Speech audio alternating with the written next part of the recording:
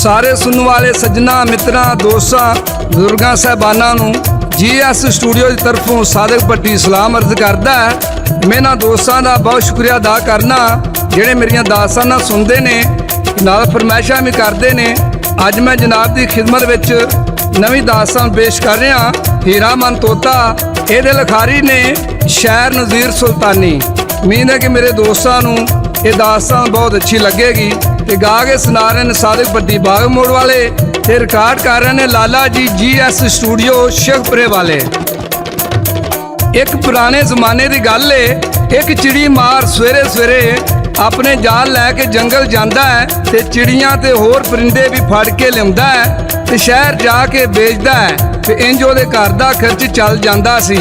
कदी कदी कई दिन गुजर जाते सी, कोई परिंदा ओहदे जाल विच नहीं सी फसदा। ओहदी बीवी कई दिन भुखे दे प्यासे रहिंदे सन।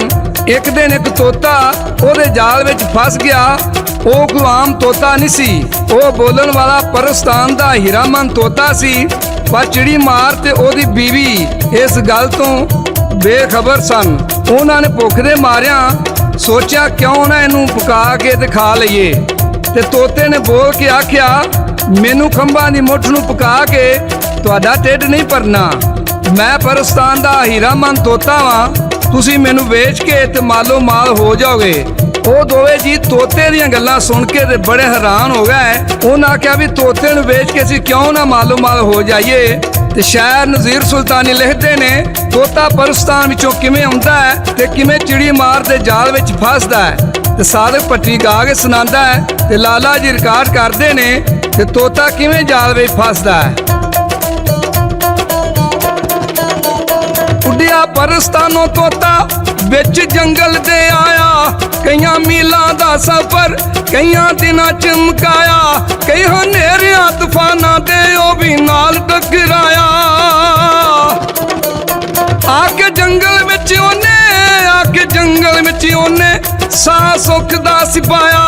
ओते कई सन तोते यार जिन्हां नू बनाया। इत्थे आउंदे ने शिकारी उन्हां उस नू डराया। ओते आया विच मौजा फल बूटियां तू खाया।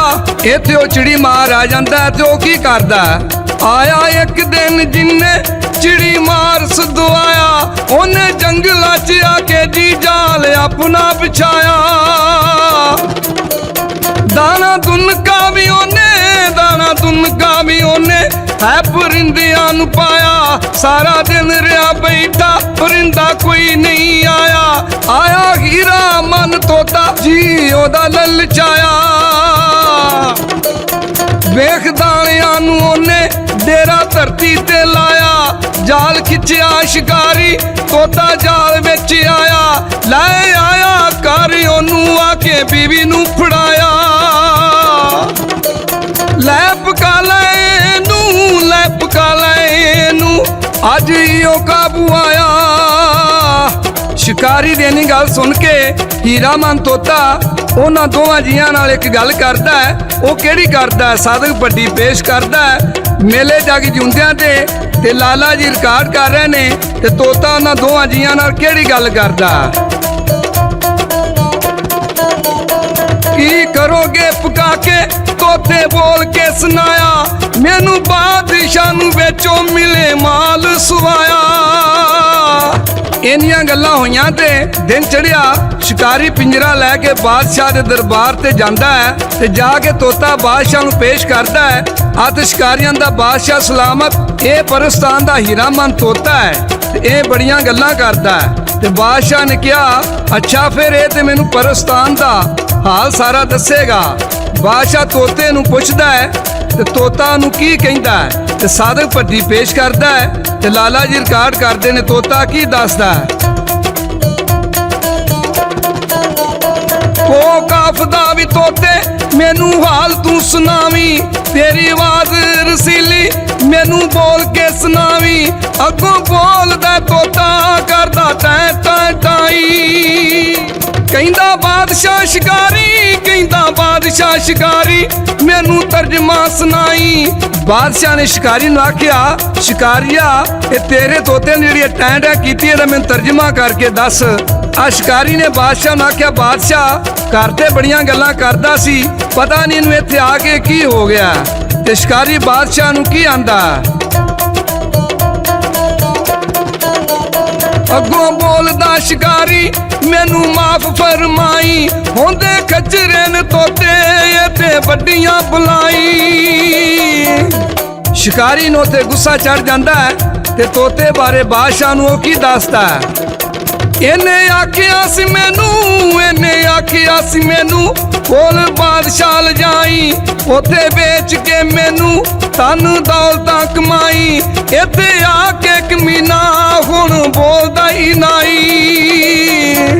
ਆ ਤੋਤੇ ਨੇ शिकारी ਦੀ ਇਹ ਗੱਲ ਸੁਣੀ ਤੇ ਤੋਤੇ ਨੂੰ ਵੀ ਥੋੜਾ ਜਿਹਾ ਗੁੱਸਾ ਲੱਗਾ ਤੇ ਉਹ शिकारी ਨਾਲ ਕਿਹੜੀ ਗੱਲ ਕਰਦਾ। ਅੱਗੋਂ ਬੋਲਦਾ ਤੋਤਾ, ਅੱਗੋਂ ਬੋਲਦਾ ਤੋਤਾ, ਹੋਵੀ ਆਪ ਤੂੰ ਕਮੀਨਾ, ਮੈਂ ਤੇ ਹੀਰਾ ਮਨ ਤੋਤਾ, ਵਿੱਚ ਤੋਤਿਆਂ ਨਗੀਨਾ, ਇੱਥੇ ਵੇਚ ਜਾ ਤੂੰ ਮੈਨੂੰ, ਤੇਰਾ ਦਰ ਜੈਸ ਪੀਨਾ, ਕਰੀ ਉඹਰਾ ਤੂੰ ਜਾ ਕੇ, ਨਾਲੇ ਵੇਖੀ ਤੂੰ ਮਦੀਨਾ। ਬਾਦਸ਼ਾਹ ਨੇ ਤੋਤੇ ਦੀਆਂ ਗੱਲਾਂ ਸੁਣੀਆਂ ਤੇ ਆਪਣੇ ਨੌਕਰਾਂ ਨੂੰ ਆਖਿਆ, शिकारी ਦਾ ਪਿੰਜਰਾ ਸ਼ਰਫੀਆਂ ਨਾਲ ਭਰ ਦਿਓ। शिकारी ਸ਼ਰਫੀਆਂ ਲੈ ਕੇ ਚਲਾ ਜਾਂਦਾ ਹੈ ਤੇ ਬਾਦਸ਼ਾਹ ਤੋਤੇ ਨਾਲ ਗੱਲਾਂ ਕਰਦਾ ਹੈ। ਉਹਨੂੰ ਤੋਤੇ ਨਾਲ ਇੰਨਾ ਪਿਆਰ ਹੋ ਜਾਂਦਾ ਹੈ, ਉਹ ਦਿਨ ਰਾਤ ਤੋਤੇ ਨਾਲ ਧਿਆਨੇ ਲੱਗਾ ਰਹਿੰਦਾ ਹੈ। ਤੇ ਬਾਦਸ਼ਾਹ ਦੀਆਂ 4 ਰਾਣੀਆਂ ਸਨ ਤੇ ਬਾਦਸ਼ਾਹ ਰਾਣੀਆਂ ਦੇ ਕੋਲ ਨਹੀਂ ਜਾਂਦਾ, ਬਸ ਤੋਤੇ ਦੇ ਧਿਆਨੇ ਲੱਗਾ ਰਹਿੰਦਾ ਹੈ। ਬਾਦਸ਼ਾਹ ਦੀਆਂ ਰਾਣੀਆਂ ਤੋਤੇ ਕੋਲੋਂ ਤੰਗ ਆ ਗਈਆਂ। ਉਹਨਾਂ ਆਖਿਆ, ਕਿਸ ਤਰ੍ਹਾਂ ਇਹਨੂੰ ਮਾਰ ਕੇ ਇਸ ਮੁਸੀਬਤ ਕੋਲੋਂ ਇਹਦੀ ਜਾਨ ਛਡਾਈਏ। ਇੱਕ ਦਿਨ ਬਾਦਸ਼ਾਹ ਕਿਸੇ ਕੰਮ ਲਈ ਬਾਦਸ਼ਾਹ ਦੂਸਰੀ ਬਾਦਸ਼ਾਹੀ ਜਾਣ ਲੱਗਦਾ ਹੈ ਤੇ ਬਾਦਸ਼ਾਹ ਹੀਰੇਮਨ ਤੋਤੇ ਨੂੰ ਆਪਣੇ ਨੌਕਰਾਂ ਦੇ ਹਵਾਲੇ ਕਰਕੇ ਤੇ ਨਾਲੇ ਪੱਕੀ ਕਰਕੇ ਜਾਂਦਾ ਹੈ, ਇਹਨੂੰ ਕੋਈ ਤਕਲੀਫ ਨਾ ਆਵੇ। ਨੌਕਰਾਂ ਤੋਤੇ ਨੂੰ ਇੱਕ ਕਮਰੇ ਵਿੱਚ ਬੰਦ ਕਰ ਦਿੱਤਾ ਤੇ ਬੰਦ ਕਰਕੇ ਆਪ ਕਿਸੇ ਕੰਮ ਲੱਗ ਗਏ। ਚਾਰੇ ਰਾਣੀਆਂ ਨੇ ਸੋਚਿਆ ਚੰਗਾ ਮੌਕਾ ਮਿਲਿਆ ਹੈ ਤੋਤੇ ਨੂੰ ਮਾਰਨ ਦਾ। ਉਹ ਚਾਰੇ ਰਾਣੀਆਂ ਉਸ ਕਮਰੇ ਵਿੱਚ ਜਾ ਕੇ ਤੇ ਤੋਤੇ ਨੂੰ ਕੀ ਕਹਿੰਦੀਆਂ ਨੇ ਤੇ ਸਾਦਕ ਪੱਟੀ ਪੇਸ਼ ਕਰਦਾ ਹੈ ਤੇ ਸ਼ਾਇਰ ਨਜ਼ੀਰ ਸੁਲਤਾਨੀ ਲਿਖਦੇ ਨੇ। ਉਹ ਕੀ ਲਿਖਦੇ ਨੇ, ਇੱਕ ਰਾਣੀ ਸੀ ਚਲਾਕੋ, ਕਹਿੰਦੀ ਤੋਤੇ ਦਤਾਈ, ਤੂੰ ਹੀਰਾ ਮਨ ਤੋਤਾ, ਸਾਨੂੰ ਬੋਲ ਕੇ ਸੁਣਾਈ, ਗੱਲਾਂ ਕਰੀਏ ਜੇ ਤੈਨੂੰ ਨਾ ਤੂੰ ਬਾਦਸ਼ਾਹ ਬਤਾਈ। ਅਸੀਂ ਛੱਡ ਦਈਏ ਤੈਨੂੰ ਵੱਲ ਵਤਨਾਂ ਦੇ ਜਾਈ, ਤੈਨੂੰ ਕਸਮ ਖੁਦਾ ਦੀ ਇੱਥੇ ਮੁੜ ਕੇ ਨਾ ਆਈ। ਅੱਗੋਂ ਬੋਲਦਾ ਤੋਤਾ, ਤੁਸੀਂ ਵੱਡੀਆਂ ਬੁਲਾਈ। ਮੈਂ ਕੀ ਆਖਿਆ ਤੁਹਾਨੂੰ, ਮੈਂ ਕੀ ਆਖਿਆ ਤੁਹਾਨੂੰ, ਜ਼ਰਾ ਮੈਨੂੰ ਸਮਝਾਈ। ਮੈਂ ਮਾਸੂਮ ਜਿਹਾ ਤੋਤਾ, ਮੂੰਹੋਂ ਬੋਲਦਾ ਨਹੀਂ, ਮੈਂ ਤੇ ਜਾਣਾ ਨਹੀਂ ਇੱਥੋਂ, ਪਵੋ ਆਪਣੇ ਰਾਈ। ਹੀਰੇਮਨ ਤੋਤੇ ਦੀਆਂ ਰਾਣੀਆਂ ਨੇ ਗੱਲਾਂ ਸੁਣੀਆਂ ਤੇ ਕਹਿਣ ਲੱਗੀਆਂ, ਇਹਨੇ ਇੰਜ ਨਹੀਂ ਜਾਣਾ, ਇੰਜ ਕਰੀਏ ਇਹਨੂੰ ਫੜ ਕੇ ਤੇ ਇਹਦੀ ਧੌਣ ਮਰੋੜ ਕੇ ਤੇ ਮਾਰ ਦਈਏ। ਉਹਨਾਂ ਨੇ ਸਾਰੀਆਂ ਖਿੜਕੀਆਂ ਦਰਵਾਜ਼ੇ ਬੰਦ ਕਰ ਦਿੱਤੇ ਤੇ ਜਦੋਂ ਉਹਨੂੰ ਫੜਨ ਲੱਗੀਆਂ ਤੋਤਾ ਉੱਡ ਕੇ ਰੋਸ਼ਨਦਾਨ ਵਿੱਚੋਂ ਬਾਹਰ ਨਿਕਲ ਗਿਆ ਤੇ ਜਾ ਕੇ ਇੱਕ ਲੁਹਾਰ ਦੀ ਕੁੱਲੀ ਤੇ ਬਹਿ ਗਿਆ।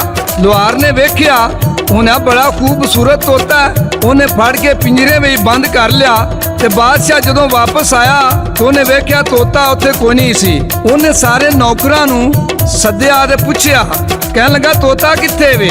ਇੱਕ ਨੌਕਰ ਨੇ ਆਖਿਆ ਤੋਤਾ ਉੱਡ ਗਿਆ। ਬਾਦਸ਼ਾਹ ਬੜਾ ਪਰੇਸ਼ਾਨ ਹੋਇਆ, ਉਹਨੇ ਸਾਰੇ ਸ਼ਹਿਰ ਵਿੱਚ ਢੰਡੋਰਾ ਫੇਰ ਦਿੱਤਾ, ਜਿਹੜਾ ਹੀਰਾਮਨ ਤੋਤੇ ਨੂੰ ਲੱਭ ਕੇ ਲਿਆਵੇਗਾ ਉਹਨੂੰ ਬੜਾ ਨਾਮ ਕਨਾਮ ਦਿੱਤਾ ਜਾਏਗਾ।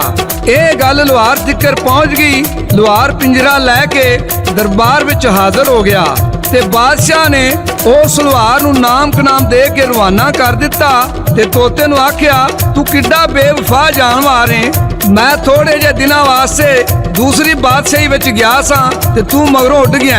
ਹੀਰਾਮਨ ਤੋਤਾ ਬਾਦਸ਼ਾਹ ਦੀ ਇੰਨੀ ਗੱਲ ਸੁਣ ਕੇ ਤੇ ਉਹਦੀਆਂ ਰਾਣੀਆਂ ਦੀ ਉਹਨੂੰ ਕਹਾਣੀ ਦੱਸਦਾ ਹੈ। ਬਾਦਸ਼ਾਹ ਹੀਰੇਮਨ ਤੋਤੇ ਦੀ ਇੰਨੀ ਗੱਲ ਸੁਣ ਕੇ ਤੇ 4 ਰਾਣੀਆਂ ਨੂੰ ਤਲਾਕ ਦੇ ਦਿੱਤੀ। ਬਾਦਸ਼ਾਹ ਮਹਿਲ ਵਿੱਚੋਂ ਧੱਕੇ ਮਾਰ ਕੇ ਬਾਹਰ ਕੱਢ ਦਿੰਦਾ। ਹੀਰੇਮਨ ਤੋਤੇ ਨੇ ਸੋਚਿਆ, ਬਾਦਸ਼ਾਹ ਨੇ ਮੇਰੀ ਖਾਤਰ 4 ਰਾਣੀਆਂ ਨੂੰ ਧੱਕੇ ਮਾਰ ਕੇ ਮਹਿਲ ਚੋਂ ਬਾਹਰ ਕੱਢ ਦਿੱਤਾ ਤੇ ਹੀਰਾਮਨ ਤੋਤਾ ਉੱਥੇ ਇੱਕ ਖੂਬਸੂਰਤ ਤੇ ਖੂਬਸੀਰਤ ਮਲਕਾ ਦੇ ਹੁਸਨ ਦੀ ਤਾਰੀਫ ਕਰਦਾ ਤੇ ਉਹ ਕਿਵੇਂ ਕਰਦਾ। मैं ते उड्डिया साउंदा जदों पार समंदर, ओथे वेखिया सी मैं ते एक वड्डा जिहा मंदर, एक मलका सी बैठी ओथे महल दे अंदर। बड़ी नेक लगे मैनू नाले लगदी सी सुंदर, ओदे नक विच कोका नाले कन विच मुंदर, ओदी जुल्फ गनेरी पांदी लख लख कुंडल। ओदा लैक बस तेरे तुर जा पार समंदर, तेरी रानी एक मोटी एक लगदी चकुंदर।